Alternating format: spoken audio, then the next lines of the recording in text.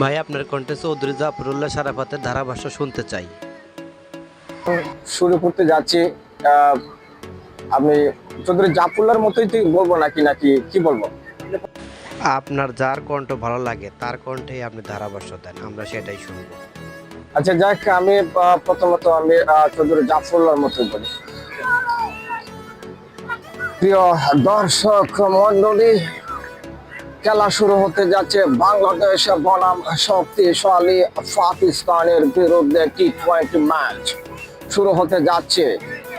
বল করার জন্য আসছেন শোয়েব আখতার এবং ক্রিজে রয়েছেন সাকিব আল হাসান, বাংলাদেশের অত্যন্ত স্বনামধন্য একজন খেলোয়াড় সাকিব আল হাসান। প্রস্তুত পাকিস্তানের first medium bowler Shoaib Akhtar, Paltan প্রান্ত থেকে আসছেন বল করার জন্য। ওদিকে প্রস্তুত সাকিব আল হাসান, বল করলেন শোয়েব আখতার, 127 কিলোমিটার বেগে বল করলেন এবং শেষ পর্যন্ত বলের পিছু পিছু ছুটলেন শোয়েব আখতার, কিন্তু শেষ পর্যন্ত শোয়েব আখতারকে ফাঁকি দিয়ে বল ছুটে গেল এক্সট্রা খাবারে সীমানার বাইরে। দর্শনীয় এই 4টি রান আসলো সাকিব আল হাসানের ব্যাটস থেকে। সাকিব আল হাসান পৌঁছে গেল 110 রানের কোটায়। কোন উইকেটে পতন ঘটে নাই। বাংলাদেশ দামাল ছেলেরা কিন্তু এগিয়ে যাচ্ছে, শক্তিশালী টাইগার ছেলেরা, এবং শেষ পর্যন্ত আরো 4টি রানের বিনিময়ে কিন্তু 110 রান করে অপরাজিত সাকিব আল হাসান। প্রস্তুত পরবর্তী বল করার জন্য আসছেন শোয়েব আখতার, দ্বিতীয় বলটি করার জন্য আসছেন, বল করলেন আবারও সেই আরো একটি দর্শনীয় চক্কা মনে হয়, এবং অস্ট্রেলিয়া থেকে আগত মাহবুব আলম দু হাত প্রসারিত করে দেখিয়ে দিলেন বলটি চক্কাতে পরিণত হয়েছে। দর্শনীয় আরো একটি চক্কা, এবং বাংলাদেশ 110 রান পরে এখনো 2 ব্যাটসম্যান অপরাজিত রয়েছেন ক্রিজে, এবং শেষ পর্যন্ত কি হয় জানি না, বিশ্ব রেকর্ড করবে বলে আমি মনে করেছি শক্তিশালী পাকিস্তানের বিরুদ্ধে। পরবর্তী বল, আবারও বল করার জন্য আসছেন, 1 পা 2 পা এগিয়ে শোয়েব আখতার, বরং করলেন আবারও অনেক উপর দিয়ে বলটি আবারও দর্শনীয় 4, এবং এই 4টি রানের বিনিময়ে 114 রান করে 2 ব্যাটসম্যান অপরাজিত ক্রিজে রয়েছেন বাংলাদেশের ব্যাটসম্যান সাকিব আল হাসান।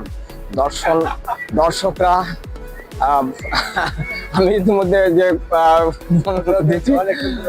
আমাকে অনেক সময় বলে যে ভাই অনেকে কিছু ভাষ্যকার দেওয়ার জন্য আমাকে অনেকে বলে যে ভাই আপনি তো ভাষ্যকার দিতে পারেন, আরো কোনো কিছু প্রতিভা আছে কিনা। আমি আসলে সে প্রতিভা কিছু আমি বলতে পারি না, কিন্তু মাঝে মধ্যে অনেকে বলে, যারা আমার সহপাঠী আছে তাদেরকে বলে যে ভাষ্যকার পাশাপাশি আরো কোনো প্রতিভা আছে কিনা। তো আমি কিছু অ্যাডভাইস দিতে চেষ্টা করি, এবং সেটা আপনি কি বলবো কিনা? ঠিক আছে, বলেন আপনার আপনি দু একটা কথা বলতে পারেন, দু একটা লাইন। অ্যাডভার্টাইজের দিকে আমি কেয়া কসমেটিকের পক্ষ থেকে আমি ধন্যবাদ জানাই, কেয়া কসমেটিকের পক্ষ থেকে স্বাগত জানাচ্ছি। কেয়া সুপার লেমন সো ফ্রেশনেস দা গোল্ড চেই লং কেয়া সুপার বিউটি শপ কেয়া গ্রুপের প্রতিষ্ঠান।